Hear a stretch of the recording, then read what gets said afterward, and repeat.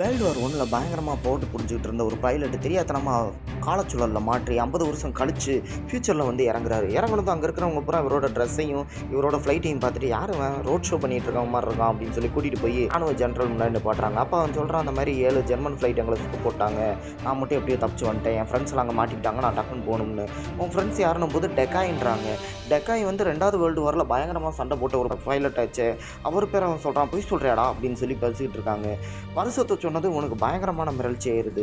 என்னடா இது வருஷம் வேற மாரி இருக்கு அப்படின்னு உட்காந்துட்டு இருந்தவன், அப்புறம் என்ன யோசிச்சான்னு தெரியல. திடீர்னு எல்லாரையும் பிடிச்சு அடிச்சு போட்டு அங்கேருந்து தப்பிச்சு, அவனோட ஃப்ளைட் எடுத்துட்டு திருப்பி வானத்துல போய் வளைஞ்சிடுறான்.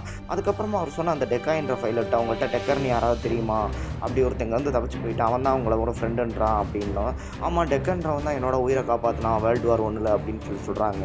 அப்புறமா தான் அவங்களுக்கு புரிய வருது, டெக்கர் 50 வருஷம் டைம் ட்ராவல் பண்ணி வந்திருக்கான்னு. இப்போ எங்கன்றதும் தெரியல.